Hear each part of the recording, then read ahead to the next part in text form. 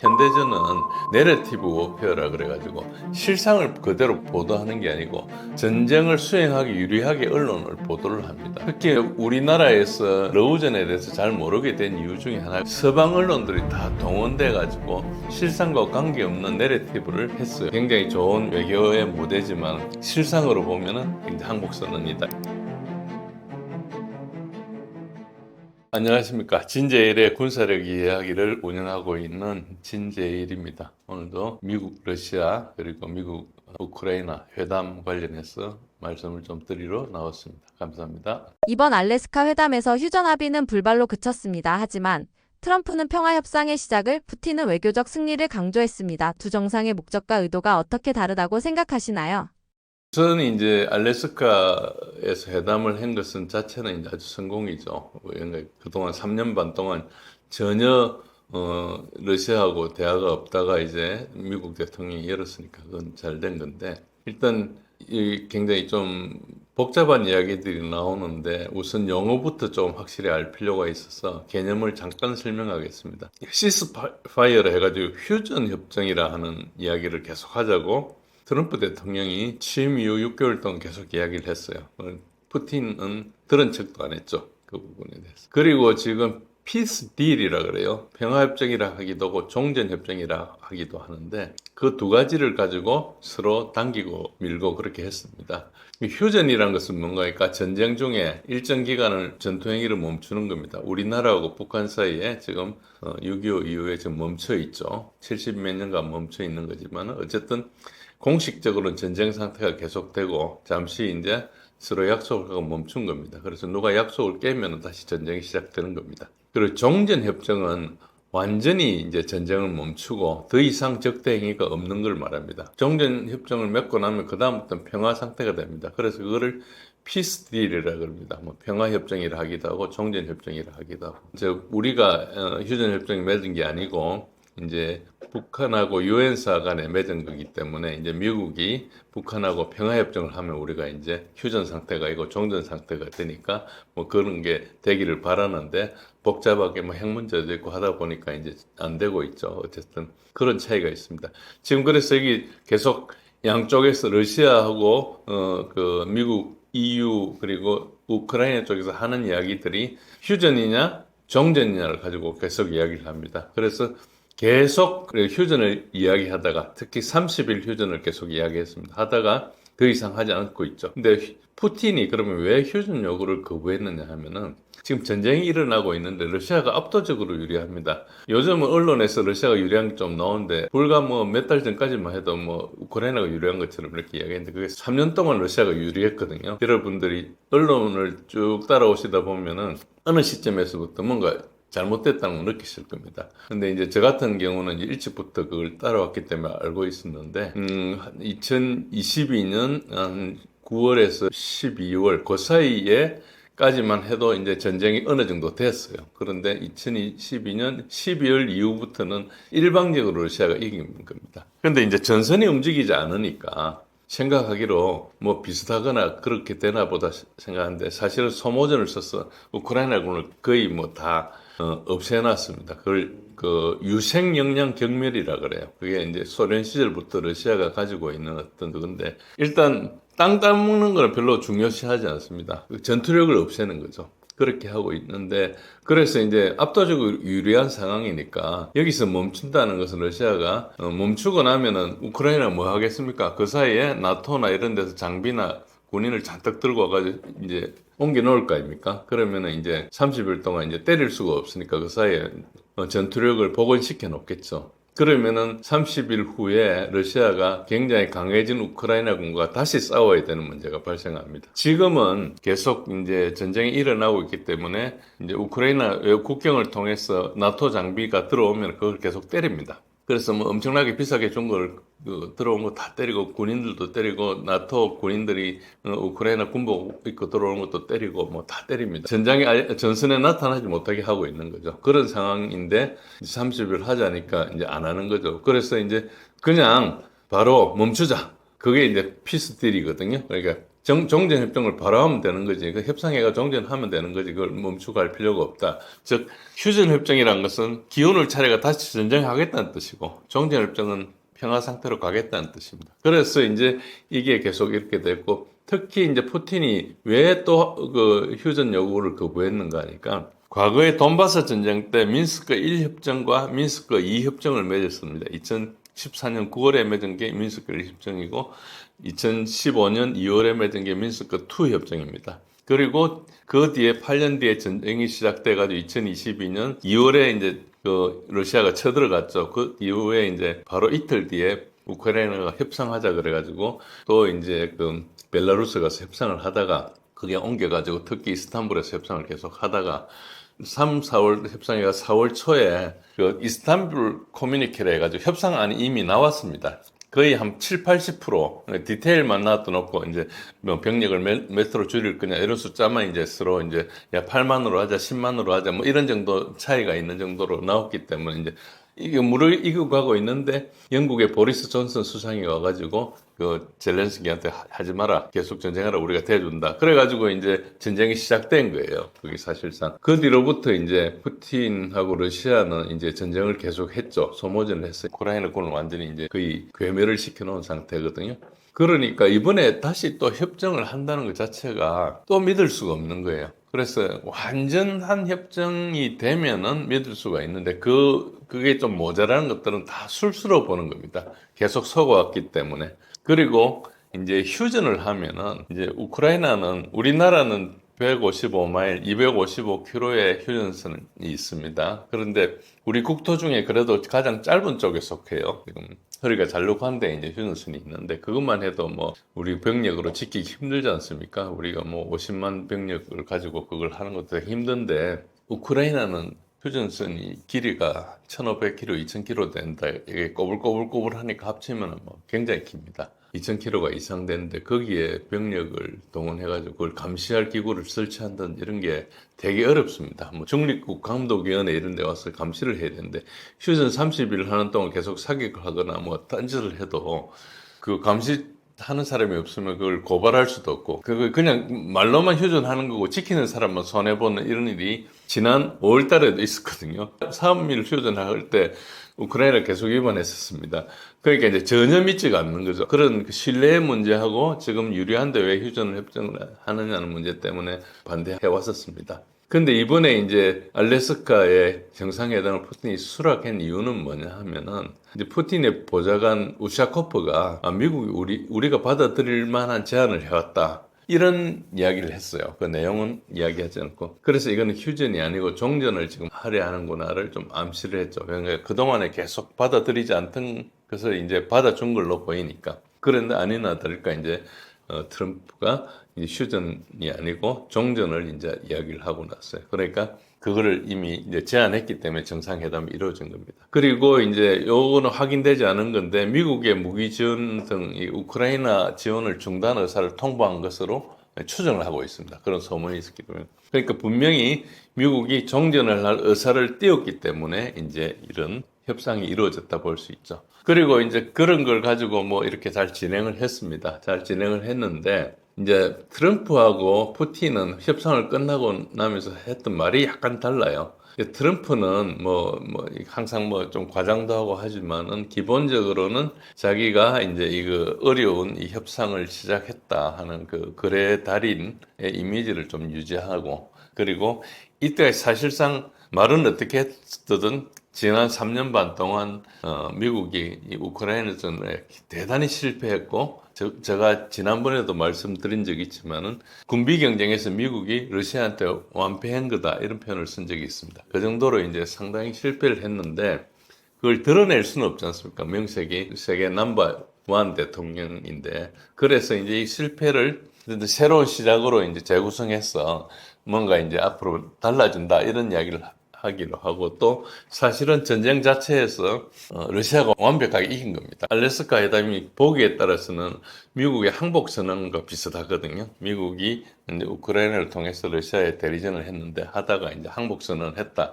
이거와 비슷한데 가서 보면은 항복선언 분위기가 전혀 아니잖아요.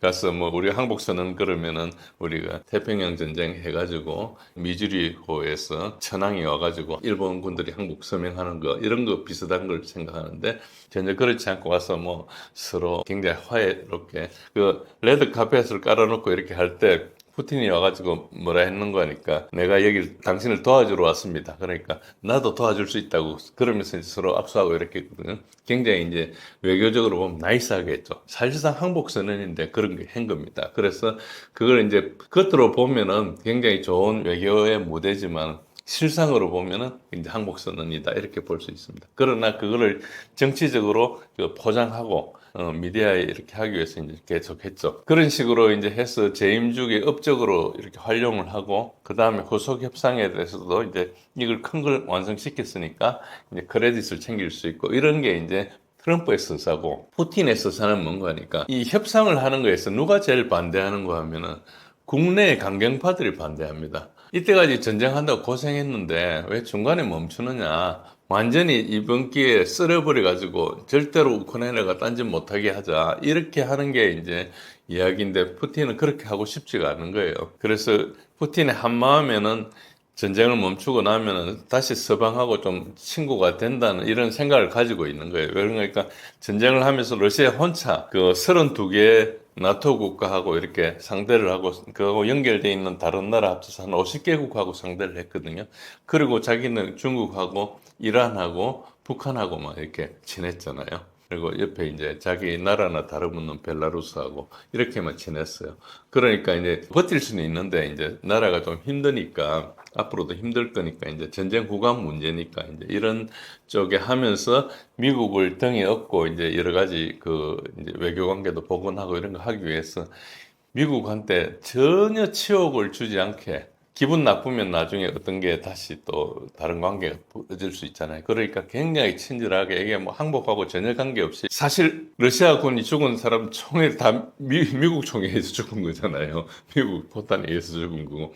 그런 원수 관계이지만은 이제 그렇게 이제 했죠. 그래서 푸틴은 국내에서 일단 이만큼 하면 됐다. 그래서 일단 강경파 이미지는 유지하면서도 불만을 완화하고 국제적으로는 앞으로 이제 서방하고 관계도 좋아지고 남아있는 협상에서도 관철을 할 것이다. 이런 걸 좀 이야기를 하고 특히 이제 이 전쟁이 유럽 특히 나토 회원국을 중심으로 하나가 돼서 이제 러시아를 쳤는데 트럼프가 되고 나서부터는 유럽하고 미국이 분리가 됐어요. 그래서 이 균열을 계속 유지해야 되는 그런 측면이 있죠. 그래서 이제 트럼프한테 계속 이렇게 친하게 지내면 자연히 벌어지게 되는 거죠.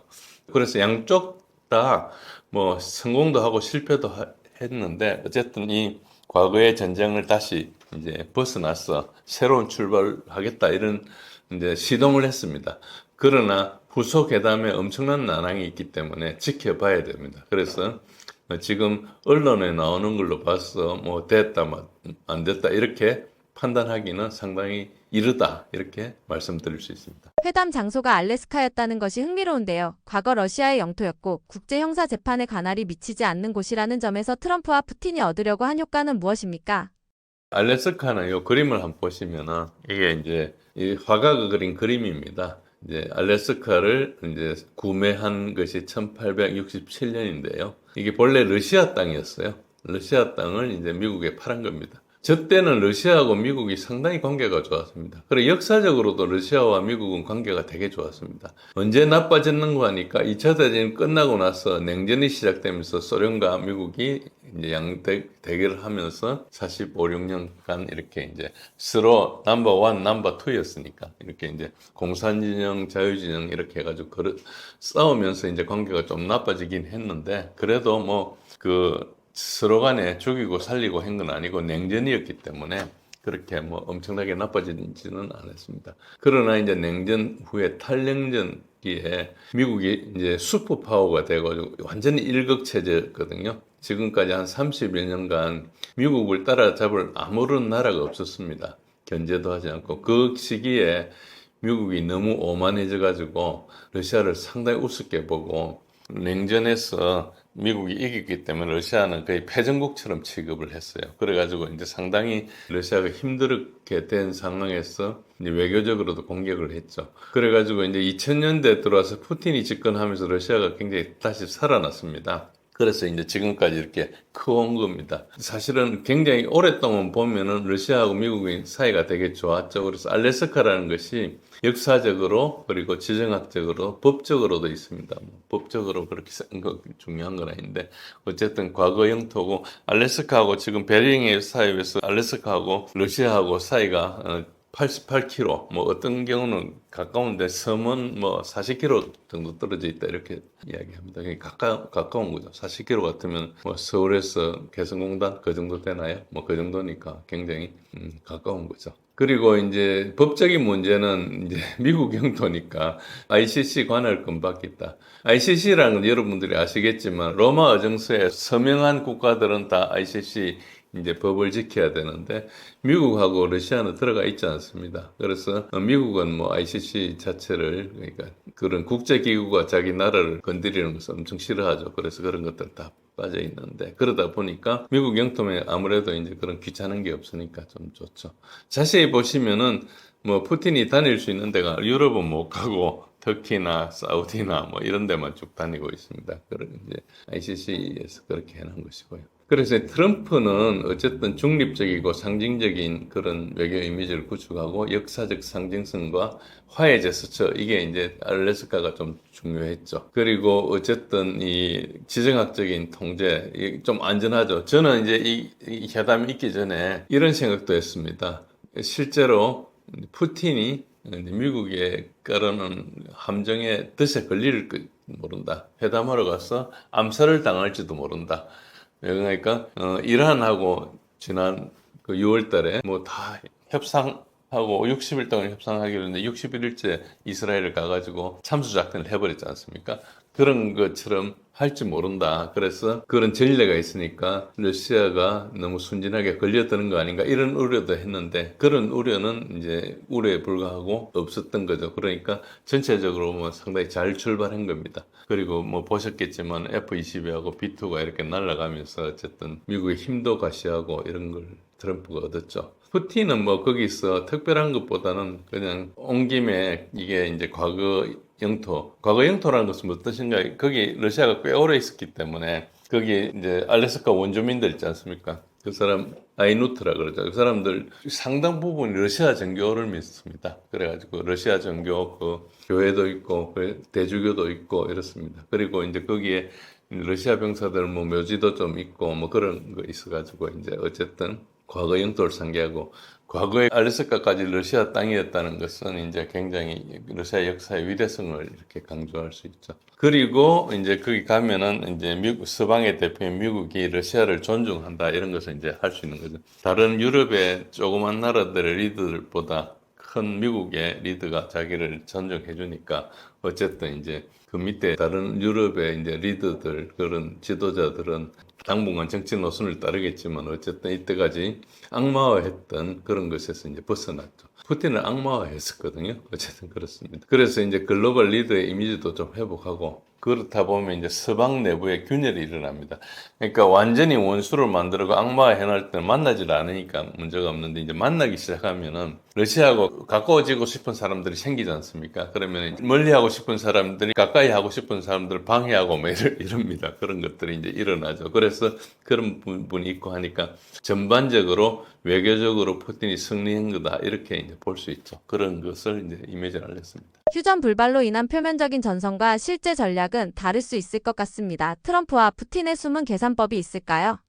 그냥 드러나는 게 대부분인데 이제 숨었다는 것은 뭔가니까 이제 아직까지 회담 결과를 공식적으로 발표하지는 않았거든요. 대부분 회담이 또 그 협정이 맺어진 것도 아닙니다. 1차 했고 이제 앞으로 더 하자는 식으로 했기 때문에 이게 시작이라고 볼 수 있죠. 그러나 이제 전쟁 종식의 관점 차이가 해소됐습니다. 그동안에 아까 말씀드린 휴전이나 종전을 가지고 계속 끌어왔는데 어쨌든 미국이 러시아 입장을 받아들인 거죠. 그리고 두 번째는 이제 2014년부터 지금까지 11년간 계속 이 원수 관계였거든요. 2014년도엔 오바마가 그 러시아를 제재했었습니다. 그래가지고 그 뒤로부터는 사실상 그 미국하고 러시아 관계는 계속 이제 나빠지고 왔습니다. 그래서 아마 이 그동안 있었던 여러 가지 협상이나 그 안에 있었던 내용들을 트럼프 대통령이 다 모를 거예요. 세세한 것들을. 그래서 러시아의 이제 거물 외무 장관이죠. 라브로프가 지난 11년간 이 협상이 어떤 걸 한 10분 정도 설명했다 그런 거죠. 그래서 역사적인 의미를 설명해가지고 트럼프한테 약간 강의도 한 것 같고, 그 다음에 이제 군사적 의미도 하고 이렇게 해가지고 이제 어쨌든 설득 작업을 좀 했다. 그렇게 볼 수 있습니다. 그래서 러시아 쪽은 실상을 알리는데 되게 노력을 많이 했는데 그 중에 하나가 미국의 이제 정보 실패라는 부분이 있는데요. 이게 이제 바이든 정권 때 전쟁을 시작해가지고 지금 트럼프 정권이 했잖아요. 그러면은 그게 군사 정보나 이를 다루는 사람들이 실무자는 안 바뀌었지만은 의사결정자들은 많이 바뀌었거든요. 기관장들이나 중간 간부들이나 우리 같으면은 국정원장 바꾸고 그다음에 기조실장 바꾸고 몇 사람들 바꾸지 않습니까? 그렇게 이제 위에는 좀 바뀌는데 그러다 보면 전장 정보에 대한 어떤 문제가 있는 거니까 여러분도 아시겠지만 전쟁이 현대전은 내러티브 워페어라 그래가지고 실상을 그대로 보도하는 게 아니고 전쟁을 수행하기 유리하게 언론을 보도를 합니다. 특히 이제 우리나라에서 이 러우전에 대해서 잘 모르게 된 이유 중에 하나가 뭔가 서방 언론들이 다 동원돼 가지고 실상과 관계없는 내러티브를 했어요. 왜냐하면 전쟁을 해야 되는데 우크라이나를 대리 삼아가 전쟁을 해야 되는데 우크라이나가 나쁜 애들이고 얘네들이 문제를 일으키고 이런 걸 이야기하면 지원이 안 되지 않습니까? 목적은 러시아를 이제 부수는 건데 러시아를 부수는데 우크라이나를 대리로 쓰는 거예요. 우리가 북칠 때 붕 하는 소리 나는 있잖아요. 그것처럼 그걸 이제 배터링 램이라 그래요. 그 몽둥이로서는 우크라이나를 이제 사용하는 그런 상황인데 사실은 푸틴이 막 침략해왔다 이런 이야기를 계속 이야기를 했는데 자세히 들어보면 푸틴이 침략해온 건 맞지만은 푸틴한테 침략해오라고 싸움을 걸은 거거든요. 계속. 그리고 특히 돈바스에 2022년 전쟁이 일어나기 전 8년 동안 민스크 협정이 일어나는 8년 동안 우크라이나 군이 돈바스 민간인들 14,000명을 죽였다는 사실은 서방에서 아무도 이야기를 안 해요. 실제로 보도를 하긴 하는데 잠시 보도하고 그다음 닫아버리거든요. 그 엄청나게 큰 문제잖아요. 민간인을 죽였는데 그거를 우크라이나가 네오나치라는 그런 네오나치들이 정권을 잡고 있고 그게 상당히 폭압적인 정권이고 민주주의하고 전혀 상관없는 건데 민주주의 우크라이나를 전체주의 혹은 공산주의 독재자 푸틴이 침공했다. 이렇게 해가지고 우리나라에도 그 국회에 와서 잘렌스키 대통령 영상으로 이야기도 하고 자기 부인이 오기도 하고 심지어는 우리 전임 윤석열 대통령은 잘렌스키를 만나기도 하고 또 우리 우크라이나 지원하자 하는 모금 단체들이 있어가지고 돈도 기부하기도 하고 우크라이나를 지원하자고 시위도 하기도 하고 어떤 사람도 우크라이나를 지원하겠다면서 자기가 그 지원병으로 가기도 하고 몇십 명 있는 것 같아요. 그렇게 큰 숫자는 아니지만 그분들이 다 진실을 모르고 간 거예요. 여기가 누가 선이고 누가 악인 거 정도라는 구별을 해야 되는데 그걸 거꾸로 뒤집어가지고 그렇게 이제 서방 언론이 보도하니까 우리 언론도 그걸 따라가지고 했거든요. 우리는 전군 기자 한 명도 보내지 않았잖아요. 그래 앉아가 책상에서 그냥 남 이야기를 가지고 쓰는 거예요. 그래서 이제 이 정보가 올바른지 틀린지 판단도 못하고 하는 거죠. 정보 실패 문제가 왜 생기는 거니까 이제 예를 들어서 전황을 보도를 하는데 우크라이나가 계속 모사한다 그러면 처음부터 지원을 안 해줬을 거예요. 싸워가지고 이길 가능성이 있어야지 지원을 해주는 거죠. 그러니까 계속 이게 과장을 해서 보도를 하는 겁니다. 그러면 그 과장하는 전과 보도는 러시아군 몇 명 죽였다, 러시아군 몇 개를 파괴했다, 이걸 누가 합니까? 우크라이나군이 적게 하거든요. 우크라이나군이 전쟁하다가 지는데 정신도 없는데 제대로 지키도 안 하겠죠. 근데 대충 뻥튀기가 합니다. 그러면은 미국 정보 당국이 그걸 받아가지고 우크라이나 정보라 하면서 올리면은 미국에서는 전부 다 그게 진짜 정보라고 이제 보고되는 거죠. 누가 대통령한테 내가 가면서 거짓말을 하겠다 하면서 가겠어요? 당연히 이제 보고하는 사람들은 국방부 장관이건 누구건 다 이제 그대로 오는 거죠. 그런데 이제 이게 너무 오랫동안 이제 현실하고 괴리가 되니까 이제 말이 안 되는 거예요. 지금도 트럼프 대통령이 오랫동안 러시아군이 80만 명 죽었다, 90만 명 죽었다 이런 이야기 하는데 그 사실하고 뭐 거의 10분의 1 정도로 틀리는 그런 이야기를 하고 있거든요. 그러니까 이제 이런 것들이 누구 한 명 바뀐다고 되는 게 아니고 예를 들어서 오늘 제가 보고를 하는데 어제까지 80만 명 죽었는데 오늘 가가지고 12만 명 죽었다고 이렇게 70만 명 깎을 수가 없잖아요.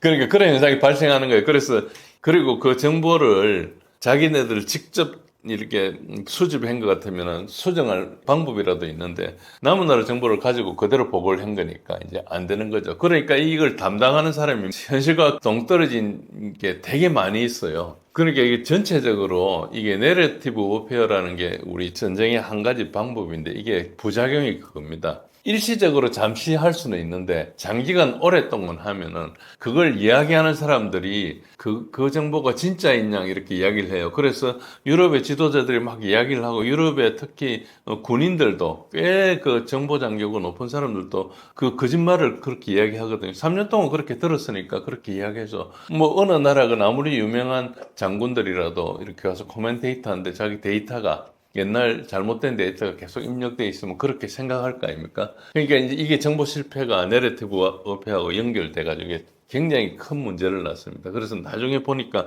완전히 엉터리였다는 것을 누군가 자백하기 전까지는 계속 그 옛날 정보가 들어오는 거라고 볼 수 있습니다. 그런 것들이 이제 되게 많이 있었고, 그래서 어쨌든 이걸 이제 그런 부분에 차이는 좀 있었지만은 트럼프는 이제 그 미팅에 대해서 굉장히 좋게 이야기를 했어요. 그러면서도 뭘 이야기하는 러시아 이야기를 듣고 일단 휴전은 하지 않는다. 종전으로 간다. 그러면서 뭐라고 이야기했는가? 전쟁을 끝내는 평화협정으로 지켜가는 게 가장 좋은 거고 이게 휴전협정을 하면 이게 유지가 되지 않는다. 그래서 휴전협정은 방법이 아니다. 이 이야기를 딱 하고 나서 그다음부터는 나토, EU, 우크라이나 네오나치들이 그동안 이야기했던 거 싹 다 없어졌어요. 근데 이제 엊그제 8월 18일이죠. 그 백악관에 와가지고 EU하고 뭐 그 젤렌스키하고 회의를 하면서 독일의 메르츠 총통이라 그러죠. 챈슬러라 그러는데 그 총통은 다시 또 그 휴전협정 이야기를 꺼냈어요. 그런데 그 자리에서도 트럼프 대통령이 휴전은 아니다. 내가 원래 6개의 전쟁을 끝냈는데 전부 휴전하지 않고 바로 종전을 했다. 그런 이야기를 하면서 그걸 종전했어요. 그러니까 알래스카 그 회담을 하고 나서부터 확실히 하나 바뀐 것은 트럼프가 완전히 종전으로 간다. 앞으로 평화협정을 하지 휴전 이야기는 하지 마라. 이걸 이제 정리했죠. 그건 확실하게 됐습니다. 그리고 이제 여러분들도 이 회담에 대해서 좀 아셔야 될 게 뭔가 하면은 이제 미국하고 러시아 관계가 있는데 미국 입장에서 우크라이나는 정말 하찮은 문제 중에 하나예요. 그러니까 미국은 세계를 경영하고 특히 트럼프 대통령은 뭘로 당선이 됐는가 하니까 미국을 위대하게 하겠다고 해가지고 당선이 돼가지고 그걸로 2번이나 당선이 됐어요. 첫 번째도 마가라고 해서 됐고 지금 2번째도 그렇게 됐는데 그런데 그 사이에 미국의 빚이 엄청나고 미국의 산업은 더 파괴돼 있고 이런 상태에서 지금 그걸 돌리기 위해서 제조업도 데리고 하기 위해서 막 관세를 막 때리지 않습니까? 그렇게 막 포괄적인 걸 하는 것은 그거 말고 살릴 방법이 없다고 생각하니까 하는 거예요. 성공할지 안 할지 모르지만 어쨌든 방법은 맞아요. 미국 입장에서는.